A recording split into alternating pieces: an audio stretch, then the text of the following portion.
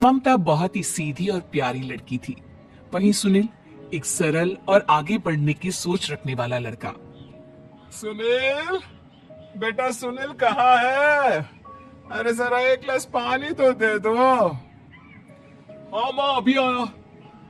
क्या माँ, पानी तेरे सर के पास ही तो रखा है। क्या हो गया है, तबीयत खराब है क्या? अरे नहीं नहीं, वो उठने का मन ही नहीं कर रहा था तो देखा ही नहीं। वैसे क्या कर रहा है? यहाँ बैठना मेरे पास। माँ, पढ़ रहा था। वो क्या है ना, नौकरी में तो वक्त नहीं मिलता, अब ऑफिस से घर आकर ही तो वक्त मिलता है। अच्छा अच्छा, ठीक है, पढ़ ले जा बेटा। सुनील पढ़ लिख कर और आगे बढ़ना चाहता था, लेकिन माँ की तबीयत खराब देखकर सोचता है कि शादी ही कर ले। कब तक माँ का ख्याल वो अकेले रख पाएगा। तो एक दिन माँ, ये ममता है, मैंने इससे शादी कर ली है।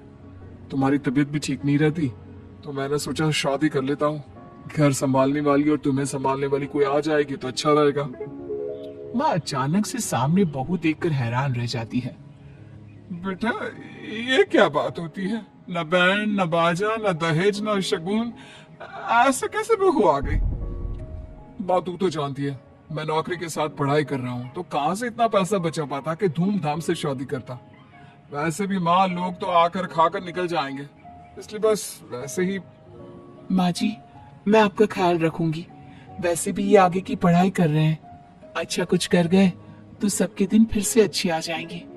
सास को ममता की बात ठीक तो लगती है, लेकिन मन में कहीं ना कहीं लगता है कि कहीं बहू बेटे को लेकर फुर्र ना हो जाए और फिर तो वो रह जाएगी अकेली। बेटा देख, मेरा जो कुछ भी है वो सुनील ही है, और सुनील का भी अब इस दुनिया में मैं ही हूँ और कोई नहीं। क्या सुनील?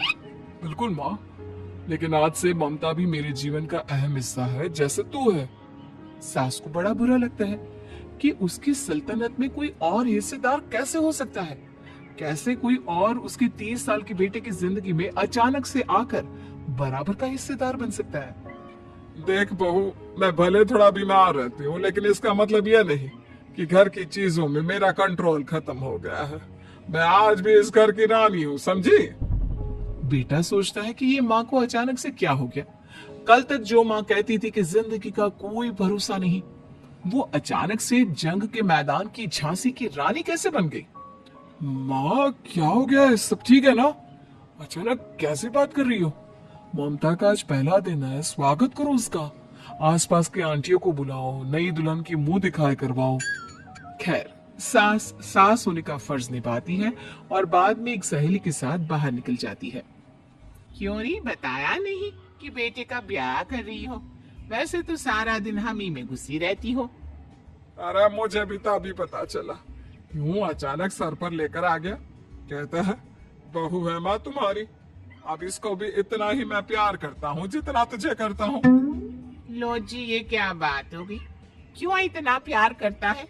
अरे माँ का प्यार तो ज्यादा होता है। अब उसको तो कोई दूसरा पति मिल सकता है, लेकिन तुम ही बताओ, क्या माँ की ममता किसी और की हो सकती है? ना जी ना, बेटे को समझाओ ये बात। अरे क्या समझाऊं, मुझे तो खुद ही समझ में नहीं आ रहा कि क्या हो रहा है। जो बेटा कल तक माँ माँ करता था, अचानक से बीवी बीवी का राग आलाप रहा है। देखा, उसकी बीवी ना सुंदर और जवान है। सुंदरता के आगे तो एक से एक नहीं टिके। तो तेरा बेटा किस खेत की मूली है? सास को भी समझ में आ जाता है कि बहू की सुंदरता के आगे माँ का प्यार किसी काम का नहीं। उधर बीवी, ए जी, अम्मा जी सहेलियों को छोड़ने गई थी, अभी तक आई नहीं। हम देख आए क्या? अरे रहने दो ना, आ जाएंगी। कहाँ जाएगी, उनकी आदत है। एक बार जाती है तो पूरी पंचायत खत्म करके ही आती है। अच्छा ही है, खाना वाना खा कर गई होगी। छोड़ो ना, घूमेगी तो खाना पचेगा, नहीं तो ऐसे ही खाट पकड़ लेगी। बहू भी शांत हो जाती है। उधर सास सोचती है कि आज थोड़ा देर से ही घर जाती हूँ, जब बेटा परेशान होकर ढूंढेगा तब मजा आएगा। बीवी को खुद ही पता चल जाएगा कि माँ के आगे उसकी दाल नहीं गलेगी। लेकिन वहीं दूसरी ओर घर पर, ए जी, माँ जी अभी भी नहीं आई। हमको तो घबराहट हो रही है कि क्या करे। जाकर पता करे किसी के घर। अच्छा, कहाँ जाओगी ये भी बता दो। पहला दिन है तुम्हारा इस घर में और एक ही दिन में मोहल्ला छानोगी क्या? हाँ तो आप भी तो नहीं जा रहे हैं ना, हमको फिक्र हो रही है। अरे यार, ये रोज का है अम्मा का, खाओ और सो जाओ। बस फिर क्या था, बेटा बहू खाना खाते हैं और कमरे में सोने चले जाते हैं। उधर जब सास को कोई देखने नहीं आता तो वो हार कर घर आ जाती है, जहां वो देखती है कि सारे घर की लाइट्स बंद है। सास को गुस्सा आता है। बहू, ममता बहू कहाँ हो? लेकिन सारे दिन की थकी बहू को ऐसी नींद आती है जैसे किसी ने भांग की गोली खिला दी हो। वो तो नहीं उठती। उठकर आ जाता है बेटा। क्या बात है अम्मा, काहे चिल्ला रही हो? अरे सो जाओ ना, सुबह की थकी है बहू, वो सो रही है। जोर से बोलोगी तो नींद खुल जाएगी उसकी।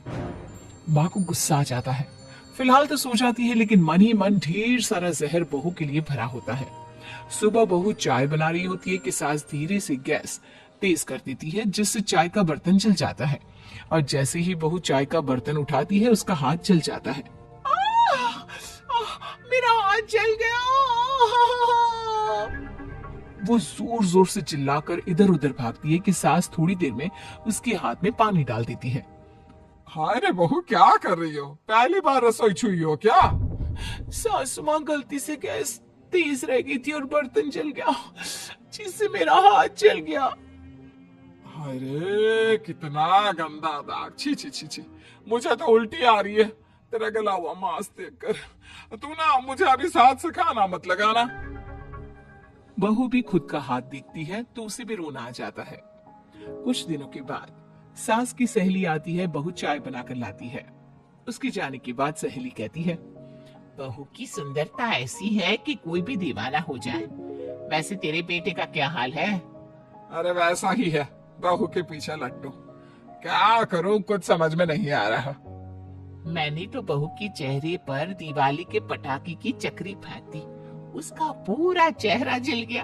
अब देखो ना रही सुंदरता, और ना ही अब मेरा बेटा उसे पूछता है। अरे अब तो वो उसे छोड़कर दूसरी भी देखने को बोल गया है मुझे। बहू सारी बात सुन रही होती है। आंटी एक बात बताइए, क्या भरोसा है कि दूसरी सही आए और आपके अनुसार रहे? देखिए आंटी, मेरी सासू माँ को गलत बात सिखाने की जरूरत नहीं है। हमारा परिवार साथ में खुशी से रह रहा है। देख बहू, मेरी सहेली की बेइज्जती ना कर, वही अच्छा रहेगा तेरे लिए, समझी? बहू नहीं मानती है। वो बार बार उनकी सहेली को घर से निकल जाने को कहती है। तभी सास की सहेली पास के चूल्हे से लकड़ी लाकर बहू के चेहरे पर लगा देती है। बहू जोर जोर से रोने लगती है। अरे ये क्या कर दिया? मैंने कहा किया, ये तो तूने किया। तू ही नहीं चाहती थी कि बहू बेटे के साथ रहे, भला मैं क्यों करूंगी? मैं तो चली, निपटो अब। बहू रो रही होती है, दर्द से चिल्ला रही होती है, लेकिन सास उसे डॉक्टर के पास नहीं ले जाती। तभी पति आता है। क्या हो गया ममता? ये दाग कैसे लगा? कैसे जली?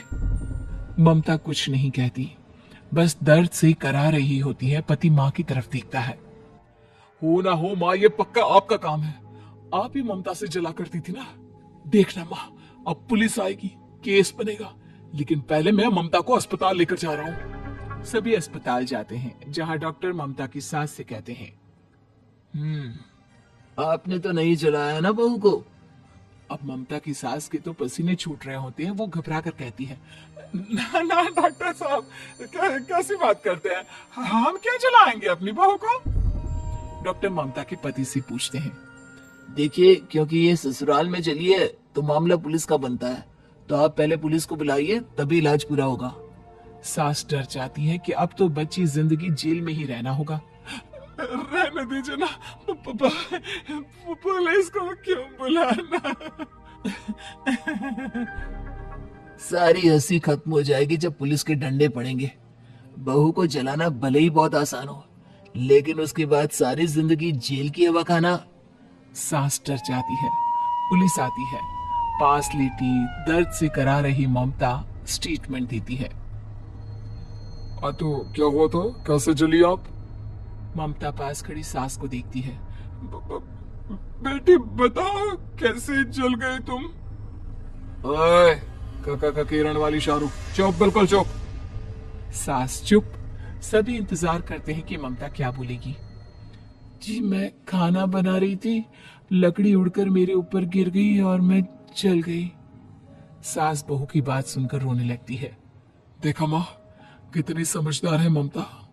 ये चाहती तो, हाँ बेटा, ये चाहती तो मैं आज जेल में होती। मुझे माफ कर दे। मैं आगे से अभी कभी ऐसा नहीं करूंगी। बहू के साथ मिलकर रहूंगी। मुझे माफ कर दे।